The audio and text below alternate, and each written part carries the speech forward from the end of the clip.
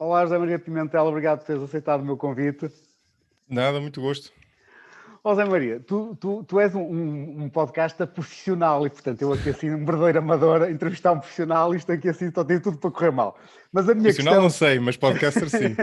A minha questão é assim, o que é que te move e se calhar ao fazeres o 45 graus tem um bocadinho a ver com o que te move na vida. Isto foi, é insatisfação, é vontade de aprender, é porque estavas um bocadinho, isto aqui é a brincar, andavas chateado com a tua vida profissional que era muito monótona e tinhas que arranjar alguma coisa que te entretivesse. O que é que procuras na vida? Sim, olha, uma boa pergunta. O podcast é uma maneira de conciliar interesses muito vastos que eu tenho. Aqui parece uma coisa pouco modesta, mas é no sentido que tenho curiosidade por áreas muito diferentes. E ali no podcast consigo abarcá-las todas, não é? No fundo é uma coisa que eu queria à minha medida. Ao mesmo tempo, eu percebi mais tarde que inconscientemente tinha sido uma maneira de falar com pessoas interessantes, que é um pretexto para, no fundo, não me fazendo a mim passar agora por pessoa interessante, mas falando dos outros convidados, este teu programa também é uma maneira de tu falares com pessoas que achas interessantes. No fundo, é um pretexto que a pessoa tem para, de repente, ter uma conversa com pessoas que acham interessantes. E aquilo que me motiva ali, ou seja, em termos da escolha dos temas, é, como eu dizia, a curiosidade por temas muito diferentes, mas também, embora isto seja um conceito escorregadio, por temas importantes, digamos assim. Ou seja, é um ambiente, é um palco em que eu consigo abordar uma série de temas importantes por diferentes razões, mas que são relevantes, não é? São relevantes para a nossa vida em comunidade no sentido lato. A ciência também é importante para a nossa vida em comunidade, obviamente, embora de uma maneira menos direta, não é? E ali consigo fazê-lo, ou pelo menos acho que consigo fazê-lo, de uma maneira que concilia alguma profundidade a uma certa flexibilidade e relaxamento, não é? Ou seja, a pessoa está no ambiente informal, mas não deixa de conseguir falar de coisas a sério, e isso significa falar de ciência, falar de filosofia, mas também falar de economia, falar de política, como sabes, é um tema que eu abordo muito, e falar de Portugal também, que é, como muitos de nós, um tema que me ocupa muito tempo mental, não é? E ali é uma maneira de eu conseguir chamar para a conversa pessoas que eu acho interessantes e desafiá-las, e tê-las a desafiar a mim próprio para pensar o país e pensar, quer dizer, no fundo tentar fazer aquilo que o exercício que a pessoa está sempre a tentar fazer, que é tentar resolver os problemas, não é? Tentar ver como é que nós reconfiguraríamos o país de uma maneira diferente, não é? Sem com isto dizer que o país não tem uma série de coisas boas, claro. Olha, há uma questão que eu muitas vezes me coloco a mim próprio, que é, e tem um bocadinho a ver com isso, tu dizes, ou seja, nós tentamos, eu também gosto de falar com pessoas que eu acho que são pessoas interessantes, faz-me pensar, faz-me refletir, faz-me ver as Exato. coisas de outra maneira, e às vezes eu pergunto-me assim, nós procuramos tanto falar com pessoas interessantes e ouvir pessoas, no fundo, que consideramos especialistas em determinado tipo de temas para aprendermos, que será que às vezes não perdemos todos um bocadinho a noção do país real?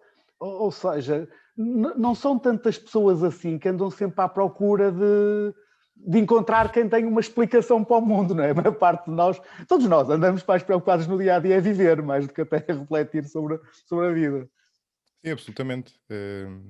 Primeiro nós temos, chamaste a atenção para um ponto importante, não é? Que a pessoa está, muitas vezes acaba por estar a discutir numa bolha e encantar-se por essa bolha, não é? Pelos temas que interessam a essa bolha, ou uma elite, chamemos-lhe assim, entre comas, e na prática isso não é o que interessa à população em geral, não é? Mas eu acho que há aí outro ensinamento também importante, que é que a população em geral, ou seja, as pessoas que não têm tempo para estar a pensar nestes temas, a preocupação principal delas é, como tu dizias, melhorar a qualidade de vida, não é?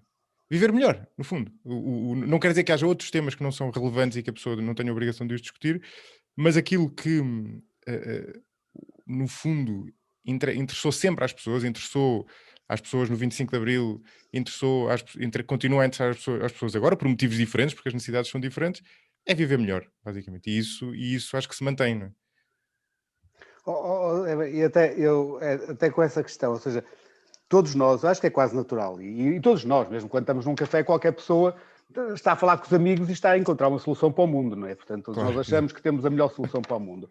E há muita conversa em Portugal que é, e eu já ouvi esta conversa milhares de vezes, eu próprio já devo ter dito, se calhar, apesar de tentar lutar contra isso, que é, nós somos um país que não tem estratégia, nós temos que apostar não sei o quê, e eu às vezes pergunto-me assim, nós se calhar não temos é que ter estratégia nem apostar em nada, temos é que deixar a economia fluir, temos que deixar as pessoas ver a sua vida, temos, enquanto Estado, que ser mais subsidiários e menos diretivos, e provavelmente isso leva-nos a um melhor caminho do que aquele que temos, em que não temos tido grande sucesso, pelo menos em termos económicos não temos tido. Sim. E esta procura permanente, e que os portugueses têm muito, de encontrar o pai protetor, aquele que vai definir o nosso futuro, e tu que tens, até nas tuas conversas, são muito mais diversificadas que as minhas, que são muito mais segmentadas, o que é que tu sentes? Ou seja, enquanto eu penso que tu és um bocadinho como eu, ou seja, tens um princípio liberal, tu sentes que nós somos cada vez mais um país à procura do Salvador, que já vem de há tanto tempo, ou algum dia vamos ser um país que acredita em nós próprios e que quer alguém que regule bem e que nos deixe encontrar a nossa felicidade? Sim, tu tocaste aí em várias coisas. Eu vou pegar naquela que eu acho mais importante, que é a nossa atração por soluções fáceis, e isto é cultural, não é? E portanto, como tu dizias, isto não é, quer dizer, isto é uma crítica aos nossos compatriotas, em certo sentido, ou seja, uma crítica ao país, mas é uma crítica a nós próprios também, porque nós também, culturalmente, nós em Portugal temos muita tendência pela atração por soluções fáceis. Aquilo que tu dizias, de repente, nós estamos no café, decidimos, ora, se apenas eu pudesse regular ali aquele manipulo, não é? Aquele controle um bocadinho mais para a direita ou para a esquerda, e aqui não no sentido político, um bocadinho mais para cima ou mais para baixo, se quiseres, resolvia-se os problemas, não é? E na prática, claro que não era, não é?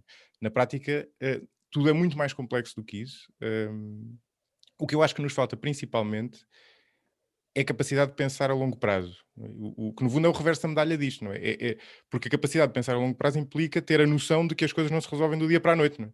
Implica ter a noção de que tu vais ter que investir hoje para resolver os problemas do futuro, e implica antecipar os problemas do futuro para hoje, não é? E aí tens uma série de problemas. Tens problemas de crescimento económico, que tu aludias há bocadinho, não é? E aí podes dizer que nós, para crescer, precisamos de uma economia aberta, por exemplo, e nesse sentido precisaríamos de um Estado que deixasse os privados atuar e atuar no mercado internacional e ser competitivos, e os que não fossem competitivos ficavam pelo caminho. Mas também precisamos de igualdade de oportunidades, não é? E um problema, Portugal, aliás, tem, bom, já agora um parênteses, nós estamos a comparar com os países que nos servem de referência a nível europeu. Se compararmos com outros países, isto não é assim, claro. Mas Portugal tem um problema gêmeo de... Eu digo isto muitas vezes, temos um problema gêmeo de crescimento e de desigualdade, né? Porque continuamos a ter, comparativamente com outros países europeus, uma desigualdade de oportunidades enorme, enraizada. Isso vê-se mesmo no ensino, não é? No acesso ao ensino. E mesmo esse problema, para ser resolvido, também implica pensar a longo prazo, não é? Porque se não pensares de longo prazo, o que vais estar a fazer é sempre resolver os problemas de imediato, um pouco mais de fundos para as escolas, ou então umas soluções drásticas, não é? Ou então precisamente o outro caminho, que é de repente vem o ministro e toma uma decisão e altera tudo do dia para a noite, mas sem pensar em qual é o objetivo de longo prazo e, no fundo, antecipar os problemas de longo prazo para hoje, porque isso força muitas vezes decisões difíceis, não é? Esse é que é o problema, não é? Que muitas vezes são decisões impopulares. Ao antecipar o longo prazo, vais ter que tomar decisões impopulares. Eu lembro-me perfeitamente lembro disto várias vezes, não sei já não lembro nem quem era o ministro ou ministra, nem quem é que estava a entrevistar, mas lembro perfeitamente de uma entrevista do Ministro da Segurança, creio que era o Ministro da Segurança Social, e ele começava a falar do problema das pensões, não é? Da insustentabilidade das pensões. E o jornalista dizia-lhe, então, mas por enquanto há dinheiro. Ele disse, sim, mas a questão é o futuro. E o jornalista dizia, está bem, mas isso é lá à frente, agora há dinheiro. Ou seja, a dificuldade de antecipar o problema era tal que na cabeça do jornalista nem sequer fazia sentido confrontar um problema que não existia no dia de hoje. Claro que isto é uma caricatura, como é evidente, mas é um problema cultural, se nós quisermos, que eu acho que o país enfrenta, e acho importante no sentido em que esse é a causa mais profunda dos outros problemas mais imediatos que a pessoa poderia querer resolver. Ou seja, aqueles ajustamentos no manipulo, não é? que eu aludi há bocadinho, no fundo não resolve nada se tu não resolveres um problema de fundo de ter capacidade de pensar a longo prazo. E isso se calhar implica algumas mudanças culturais, mas isso acontece muito lentamente. Implica certamente mudanças institucionais, que é passares a ter instituições que façam esse trabalho, não é? E que o façam sem entrar em uma mentalidade corporativista já agora, não é? E implica educar as pessoas, não é? E, aliás, vocês têm uma iniciativa muito interessante de literacia financeira, que eu acho que tem muito potencial, porque sem literacia financeira as pessoas, lá está, não conseguem. Aliás, por acaso um excelente exemplo para o ponto que eu estou a fazer. Um dos grandes problemas da iliteracia financeira é as pessoas não conseguirem antecipar o seu futuro, não é? Porque tu não tens noção dos gastos que vais ter, e não tens noção de que se pedires um empréstimo, os juros podem aumentar no futuro, por exemplo, ou, por exemplo, não tens noção de que se pedires um crédito à habitação vais estar a pagar juros no curto prazo e depois, se quiseres amortizar lá à frente, na verdade o dinheiro que tens a pagar é bastante mais do que estavas a pensar, porque tu foi a pagar juros no início e não a pagar capital, por exemplo, não é? Portanto, essa capacidade a educação é fundamental para nós conseguirmos ter um raciocínio mais elaborado, mais sofisticado, se nós quisermos, até enquanto comunidade, e conseguir antecipar esses problemas e decidir melhor, no fundo. Desculpa que eu acho que dei uma resposta demasiado não, destes inclusive algumas questões que eu considero também que são críticas. Essa questão do não sermos capazes de pensar a longo prazo, e eu às vezes penso, quando era jovem achava que isto se mudava, eu hoje já começo a ter dúvidas se isto se muda algum dia. Até porque muda, mas é devagarinho. Pois, mas é que eu nem sei se muda, porque eu já havia passado, sinceramente, à altura, por exemplo, a questão da educação. Lembro perfeitamente disto, há uns 20 anos, lembro disto que disse uma vez penso que foi numa sessão na Católica, precisamente sobre educação, com especialistas de educação, em que alguém dizia assim, um especialista, não sei quem é, já não me lembro, já foi há muito tempo, mas era alguém que era em Portugal, um especialista, e que dizia, a educação muda-se em 20 anos. E lembro perfeitamente que depois, quando houve perguntas do público, eu perguntei, disse assim, desculpa lá, mas quando é que começamos? E assim, se muda em 20 anos, se calhar podíamos pelo menos começar hoje. Exato. E isto assim, já passaram mais de 20 anos desde essa sessão e eu teria as mesmas perguntas a fazer, ou seja, nós na verdade, naquilo, pelo menos na minha interpretação, não começamos. E portanto, se nós temos que pensar a longo prazo, mas a longo prazo faz pequenos, curtos prazos, não é? É assim que se gera empresa, é assim vamos fazendo as pequenas coisas para atingir os grandes objetivos. E nas grandes questões, outra questão, natalidade. Eu já estive envolvido em estudos de natalidade há anos, se calhar já foi há 10 anos. O problema hoje é muito mais dramático que era há 10 anos. Nós, enquanto país, não fizemos nada de significativo naquele que é provavelmente o maior problema de todos, que estamos a envelhecer, somos um país que tem menos capacidade de criar riqueza, tem uma população mais dependente de pensões, tem menos inovação potencial no futuro, porque tem menos jovens, portanto, ou seja, tem aqui um conjunto de pressupostos que não nos dirão que as coisas vão ser melhores. Mas nós não vemos essa dizer, ok, vamos aqui começar de uma forma sistemática, sólida, a pensar este assunto. E uma coisa também que agora... Ricardo, desculpa só interromper para fazer o seguinte, eu apesar de tudo em relação à educação, embora nós não tínhamos feito o percurso que provavelmente antecipavam nesse evento que tu viste há 20 anos, apesar de tudo fizemos alguma coisa, não é? Apesar de tudo a educação está melhor, não é? Também eu não queria passar aqui uma imagem demasiado pessimista, ela não está a progredir à velocidade a que devia e não está a progredir, como diz eu, de uma maneira completamente simétrica, não é? E, portanto, há aspectos em que nós melhoramos muito e há outros aspectos em que não melhoramos nada ou se calhar até pioramos, não é? Não, mas eu concordo contigo, e mais, e também daríamos para outra conversa 2 horas. É que hoje, felizmente, os jovens que são cada vez mais informados e, em média, pela informação, diríamos mais inteligentes, não é porque sejam mais inteligentes que seriam os anteriores, mas têm mais informação. Claro, e, portanto, claro. Hoje autoaprendem muito mais do que são ensinados. E, portanto, a educação, eu acho que melhora independentemente da parte formal não melhorar tanto como isso. Claro. Agora, os outros países também não ficaram parados, não é? Essa é a tem questão, um bocado a ver com isso também. E no fundo a minha questão tem a ver com isso, ou seja, nós em termos absolutos melhoramos, mas em termos relativos não é tão certo que melhoremos enquanto instituição, enquanto educação formal. E o que vemos muitas vezes nos últimos anos é uma mudança permanente daquilo que são as definições, porque vem um novo partido, vem um novo governo. Já não estou a dizer quem está certo ou está errado, mas esta coisa que há um caminho, passado uns anos vem outro e muda o caminho. Exato. E, portanto, isto pelo menos não me parece que não seja assim que vamos conseguir. Mas há outra coisa que eu queria passar para o outro lado. Agora, que era esta velha discussão permanente e que também nas tuas conversas de certeza que falaste com muitas pessoas, que é da criação de riqueza versus a distribuição da mesma. E nós temos um país em que permanentemente estamos a falar da redistribuição e poucas vezes, ou muito menos vezes, pelo menos daquilo que é o meu gosto, falamos da criação. E se tu não criares, não redistribuis. Podes ter as ideias mais bonitas e mais fantásticas sobre como redistribuir bem, mas a questão é que se não crias, o que é que acontece? Só tens uma maneira de ter riqueza, que é endividas-te.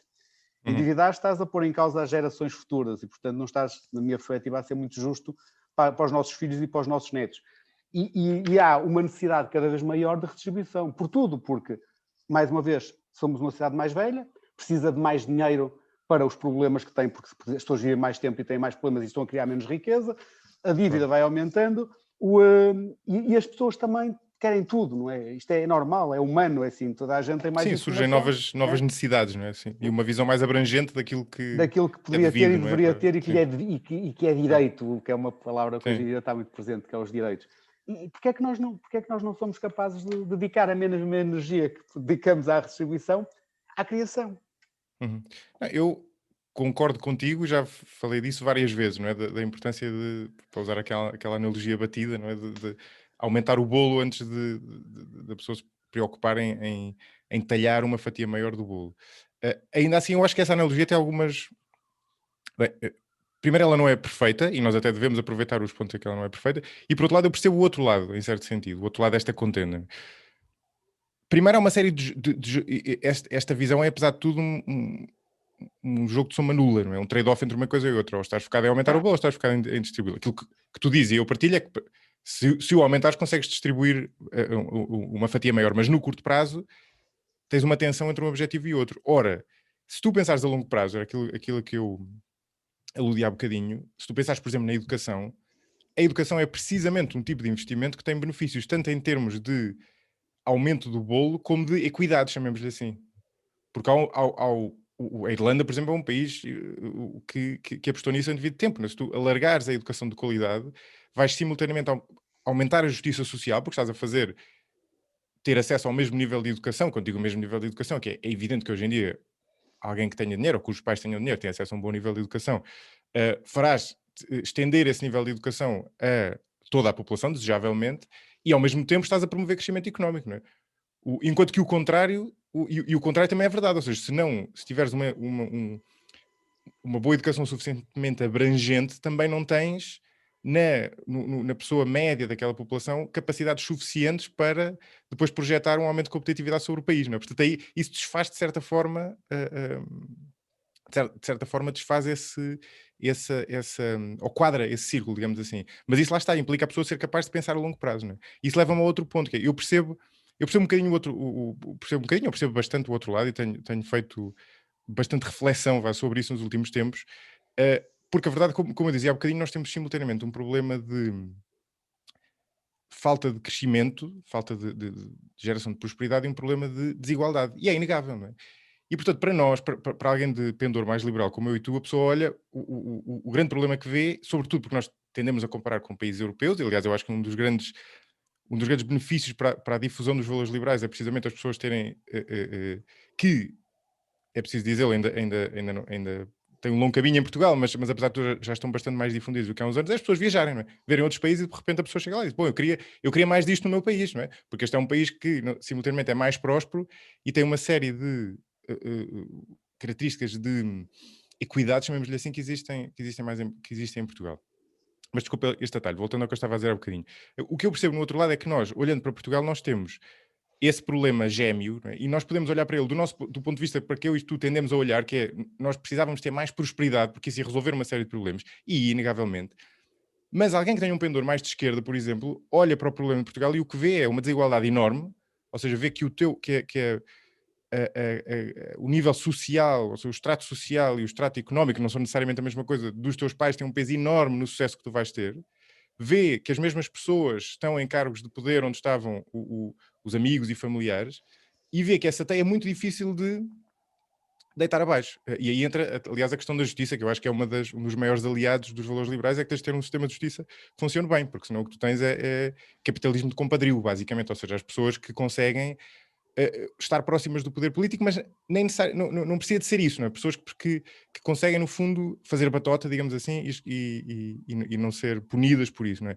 E, portanto, eu percebo perfeitamente que alguém do outro lado, digamos assim, chamemos-lhe assim, tenha uma visão diferente, não é? Porque, de facto, é fácil invocar vários argumentos para dizer que o problema é aquele, não é? O problema é um problema de desigualdade, é um problema de desigualdade de oportunidades, é um problema de poder, é um problema de perpetuação de injustiças sociais e desigualdade social, e de facto também é, não é?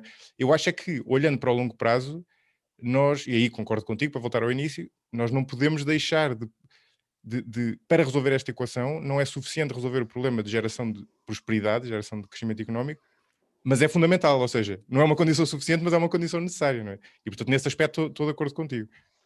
Ora, eu às vezes tem alguma dificuldade, eu concordo em absoluto, e eu acho que, ou melhor, deixa eu ver se eu consigo dizer isto. Todas as pessoas que se preocupam com o país onde vivem querem diminuir as desigualdades, independentemente de serem de esquerda ou direita. Têm formas diferentes de olhar para as mesmas e acreditam elas, formas diferentes de as resolver. Eu, na minha perspectiva, um dos grandes problemas que nós temos, precisamente esse imobilismo que faz com que, daquilo que é a tua origem, é onde tu vais chegar em Portugal, tem muito a ver com corporativismos, por exemplo. Nós somos um país que nós temos cerca, se não me engano, são 20 ordens profissionais. Acho que não existe nada similar na Europa. No mundo, só em países da América Latina, provavelmente é que existem coisas do género. Ou seja, mas as pessoas de esquerda, que são contra as desigualdades, vivem bem com esta realidade. Eu, por exemplo, eu não quero dizer que acabava com as ordens de maneira nenhuma. Se as ordens emanarem da vontade das pessoas, fantástico. O que eu acabava seguramente era com o direito que lhes foi dado de forma legal para limitarem acessos e para certificarem determinado tipo de coisas que eu considero que eles não têm direito de certificar. Porque, ou seja, por exemplo, se alguém tem um curso superior que já tem todas as certificações, não passa a ser engenheiro porque a ordem o certifica.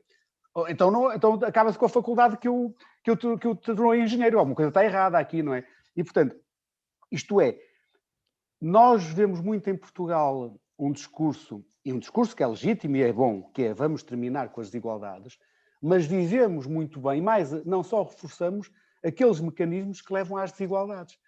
Ora, isto é uma equação impossível, porque assim, eu quero um resultado, mas não combato as causas do mesmo. Claro, não, isso sem dúvida, ou seja, um dos problemas da política em Portugal nas últimas décadas, porque isto acontece porque os políticos também refletem a cultura em que estão inseridos, é essa incapacidade, no fundo, de endereçar as causas últimas do problema, não é? Porque quando tu crias um subsídio extra, é difícil dizer que isso é mau, porque estás de facto a resolver um problema das pessoas no imediato, mas não estás a resolver o problema fundamental que era, por exemplo, melhorar a educação, não é? E, por exemplo, se bem que isto é uma questão mais cultural e é bastante mais difícil, mas essa questão do corporativismo. Aliás, eu acho que nós temos costuma-se dizer muitas vezes, e tu dizes isso há bocadinho, que Portugal tem estado a mais. Eu tendo a concordar, mas não normalmente pelas razões que são avançadas para isso. Porque se tu olhares para indicadores económicos, digamos assim, eu não acho que isso... É certamente possível fazer esse argumento em vários casos. O IRC, se calhar, é o exemplo mais evidente. Mas há vários indicadores onde esse argumento ou se faz tangencialmente ou até nem passa completamente. Onde nós temos, de facto, um Estado grande é não tanto em indicadores económicos, mas no fundo na capacidade de intervenção, na capacidade de fazer, né? E aí o Estado tem de facto uma capacidade de unilateralmente decidir fazer determinada coisa, decidir ter um determinado tipo de intervenção que depois contrasta muito com a capacidade da sociedade civil. E aí existe uma espécie de vácuo, não é? Que tem que ver com aquilo que tu dizias há bocadinho, porque nós temos o Estado no topo e depois temos uma cultura muito dada e isto tem um lado bom, atenção, à importância da família e à importância dos amigos, isso faz parte da nossa cultura, muito mais do que noutras culturas europeias, ou seja, existe uma ligação à família e uma ligação aos amigos, a pessoa tende a ter, quer dizer, presumo que tal como eu tenho amigos de infância que são teus amigos para a vida, isto não acontece assim em todos os países, e portanto existe essa ligação forte, e depois existe uma camada por cima disso, que aconteceu com a transição para a modernidade, digamos assim, que é esse corporativismo, em que para além dos amigos, tu se trabalhas numa determinada área profissional, ou trabalhas numa determinada organização, tendes a fechar-te em copas e a tomar aquela organização como essencial e, por exemplo, não, numa ordem qualquer, não é? As pessoas que trabalham nessas ordens, estão ligadas a essas ordens, acham que estão a fazer um bem, eles não são capciosos, não é? Eles acham que aquilo é fundamental, eles acham que aquilo é essencial, só que depois fecham-se a qualquer tipo de crítica, não é? E depois não tens do outro lado sociedade civil, não é? Ou seja, não tens a capacidade de associação na sociedade civil que cruze as linhas familiares, cruze as linhas de amigos e cruze estas linhas corporativas, não é? E tu ficas com um vácuo, não é? E aqui eu acho que o grande contraste com a capacidade de ação do Estado é precisamente esse vácuo. Ou seja, nem é tanto o Estado ser tão forte assim, é que não existe sociedade civil, não é? Porque tu tens corporações, de facto tens, mas não tens associações, ou seja, as pessoas não se associam de maneira a cruzar essas corporações. E, portanto, crias uma discrepância de poder de ação muito grande. E depois há outro lado disto, que é interessante, mas isto já é uma conjectura minha, eu acho que as pessoas também depositam muito poder no Estado precisamente porque vem, é quase uma pescadinha de rabo na boca, não é? Porque vem que só o Estado é que é capaz de agir. Porque precisamente porque as pessoas não conseguem, isso tem a ver com a questão do capital social, não é? Portugal tem um problema de capital social, ou seja, de confiança entre pessoas fora destas caixinhas, não é, da associação, para dificuldade das pessoas se associarem umas com as outras e terem confiança suficiente para perfilharem uma causa comum. Olha, o Mais Liberdade é um bom exemplo do contrário disto, não é? De pessoas que se conseguiram unir com uma finalidade comum. Mas isto é raro acontecer. E as pessoas, ao perceberem que isso é difícil acontecer, depositam confiança na única entidade que tem capacidade para agir verdadeiramente, que é o Estado. Sem dúvida, e depois isto é o ovo e a galinha, e depois o Estado também, e também legitima-se também por essa vontade para entrar em tudo e, portanto, de certa forma, condicionar tudo. Eu, nesse sentido, eu aí sou um bocadinho mais otimista, ou seja, por aquilo que olha, quer dizer, isto como qualquer bom português... Mas eu não disse que era pessimista, atenção. Não. Eu acho que está melhor. Eu estou a dizer neste tema em si, eu acho que nós, pelo menos aí, apesar de eu nem sempre gostar muito desta coisa de nós, os portugueses somos assim, os ingleses são assados os americanos são outra coisa, porque eu acho que nós somos demasiado complexos para sermos uma coisa, para sermos uma coisa única, mas não deixamos de ter, obviamente, características culturais. E acho que nós, os portugueses, e eu falo por mim também, somos um bocadinho bipolares, portanto, nós andamos às vezes dentro dos melhores do mundo para os piores do mundo.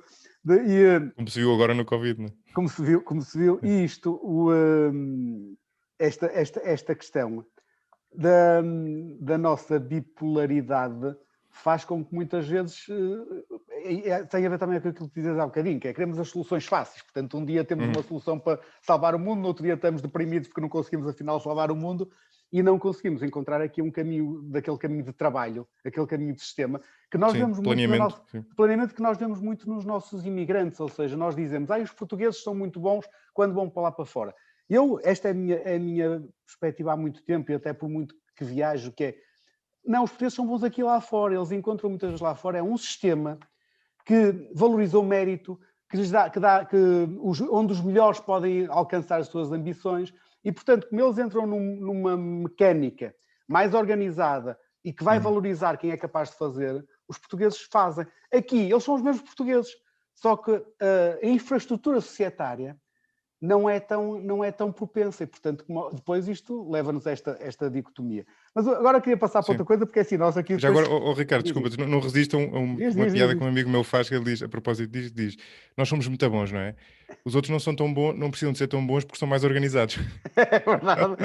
Não, mas e isto é verdade, ou seja, isso é verdade e dito por empresas, por exemplo, empresas alemãs que dizem assim... Sim. Não, já todos... Sim, precisamos de flexibilidade e vamos aos portugueses. Não é? Não conseguimos essa flexibilidade, mas porquê? Porque eles têm tudo bem organizado e, portanto, as coisas funcionam lá melhor do que aqui. Nós somos assim porque temos que ser assim, porque se não fôssemos assim estamos perdidos. O sistema é caótico, portanto, nós aprendemos num sistema caótico. Sim, absolutamente, exatamente, é um equilíbrio, sim. E por isso são 800 anos também de virar frangos, não é? Como se costuma dizer, portanto, já temos muito know-how. Mas olha, o tempo passa a voar e está para nós estarmos aqui umas 5 horas a falar, que não temos. Há uma pergunta que eu te queria fazer que tem a ver com o facto de tu já fizeste mais de 100 programas no 45 graus, com pessoas muito diversas. E já ao longo de muito tempo. O que é que tu sentes em relação a ti próprio? Tu és hoje uma pessoa muito diferente do que eras quando começaste o projeto e em quê? O que é que mudou em ti de falar com tanta gente interessante em tantas áreas e teres que te preparar e teres que estudar, de certa forma, e refletir sobre essas questões? Sim, excelente pergunta, por acaso. Bem, há um lado, há desde logo uma componente evidente, que sei bastante mais, modéstia à parte do que sabia quando comecei o programa, porque entrei em contacto com uma série de áreas diferentes, tive que me preparar, tive conversas e, portanto, acabei por ganhar um conhecimento que não tinha antes. Eu acho que mais importante do que esse conhecimento factual, o que eu acho que estas conversas me deram foi a capacidade de pensar criticamente sobre os assuntos, ou seja, uma espécie de metacompetência, chamemos-lhe assim, com a capacidade de pensar, precisamente por ter que lidar com temas muito diferentes, isso treina-te inevitavelmente a capacidade de lidares com a nuance, lidares com as contradições, lidares com as diferentes maneiras de olhar para a realidade. Por exemplo, isto que eu te dizia, grande parte desta conversa que eu tive contigo não a teria há 3 ou 4 anos. A questão, eu diria sem grande dificuldade que isto é, em grande medida, produto dessas conversas, a capacidade de perceber que, para lá dos nossos problemas imediatos, ou das causas imediatas dos nossos problemas, há causas muito mais profundas. Não é? E, portanto, de pouco serve fazer mais uma ferrovia ou construir mais escolas de edifícios ou implementar determinado programa se tu não corrigis as causas de fundo que tens no país, não é? Porque essas causas são muito mais desafiantes de entender, porque tu tens que escavar até chegar a essas causas e perceber que tens causas culturais, tens o problema de educação, que eu dizia há bocadinho, tens um problema institucional, que vamos por não falar muito disso, e esta visão claramente foi informada por estas conversas. Depois, não são tudo rosas, digamos assim, porque também estas conversas também me criam uma dificuldade grande ao obrigar-me a fazer uma coisa que hoje em dia é relativamente, eu não diria rara, mas é relativamente contracorrente, que é a pessoa confrontar-se com o ponto de vista contrário. Eu digo contracorrente porque hoje nas redes sociais tendes mais a ter uma espécie de tribalização para um lado ou para o outro. Mas eu nestas conversas, não só em política, mas sobretudo em política, não só em política, também noutras áreas como ciência ou filosofia, mas no caso da política, eu fiz, não sei se te lembras, uma série que se chamava precisamente Orientações Políticas, em que eu falava com pessoas com visões políticas muito diferentes e falei desde sei lá, desde à direita o Francisco Mendes da Silva ou o Miguel Morgado e depois à esquerda o Daniel Oliveira e a Mariana Mortágua, por exemplo. Portanto, visões muito diferentes com as quais tu te tens que confrontar, tens que as entender, porque estás a ter um diálogo com a pessoa, como eu estou aqui a ter contigo, não é? Portanto, tens que entender o que a pessoa quer dizer e ficas ali numa posição até delicada, porque tens que expor algum contraditório, mas tens também que estar aberto para o que as pessoas estão a dizer. E isso também informou muito a minha visão sobre o país e aquilo que eu te dizia há bocadinho de compreender as diferentes posições, mas ao mesmo tempo cria um grande desconforto, não é? Porque tu deixas de ter a certeza em relação a uma série de coisas, não é? Porque de repente percebes, eu acho isto, mas a pessoa que está do outro lado está a levantar um ponto que tem razão. De facto, aquilo também é verdade, não é? E como é que eu concilio estes dois problemas? E de facto confronta-te com a grande complexidade da realidade e com a realidade mais complexa de todas, complexa no sentido de resultar da confluência de uma série de fatores, que é a política. A política é a realidade mais complexa que existe. Não é? E, portanto, é muito difícil e nenhum de nós pode achar, quer dizer, há pessoas que acham isso, mas eu acho uma grande imaturidade achar que um determinado ponto de vista ou uma determinada ideologia tem a resposta para tudo. Não tem, nunca terá. Não é? E qualquer decisão pode ter vantagens, mas também vai ter uma série de desvantagens pelo caminho, não é? E, portanto, no fundo, a política é uma decisão na margem, não é? Uma decisão na incerteza e o confronto com isso, por um lado, melhora-nos, mas também é desconcertante, não é? É um bocadinho incomodativo, não é? Maria, olha, estamos a chegar ao fim. Obrigado. E é isso que tu dizes. Obrigado. Eu terminei com isso que tu disseste, que acho que é excelente. Ou seja, eu sinto isso, nós vamos ficando mais velhos, vamos falando de mais pessoas, vamos pensando em mais coisas e vamos tendo menos certezas. Acho que isso também tem a ver com o conhecimento, não é? É isso mesmo. Só quando tem menos certeza começamos a ficar, de certa forma, isto não é muito bom para a nossa felicidade, porque quando nós temos certezas achamos que facilmente resolvemos tudo. Depois começamos a ver que afinal não conseguimos, se calhar, resolver e se calhar não há resolução até para muitas das questões. Mas para terminar, e de forma otimista, porque apesar da minha bipolaridade portuguesa, como qualquer um de nós, e às vezes acordar pessimista com o futuro, eu acredito mesmo que estruturalmente sou muito mais otimista do que pessimista e apesar de tudo olho para principalmente para os jovens e que têm hoje um mundo, têm um acesso ao mundo e acho que estão não só muito mais preparados, como muito mais interessados no mundo em que vivem de quando eu era jovem. E, portanto, eu, apesar de tudo, acredito e quero continuar a acreditar nisso, que nós vamos conseguir ter um país que vai sendo um bocadinho melhor do que é, apesar das dificuldades que tem com que luta. Olha, obrigadíssimo. A ti vou-te continuar a ouvir, portanto, vou continuar a ver as tuas conversas. Eu também. Espero que tenhas gostado. Um abraço e fica bem. Obrigado, Ricardo. Um abraço.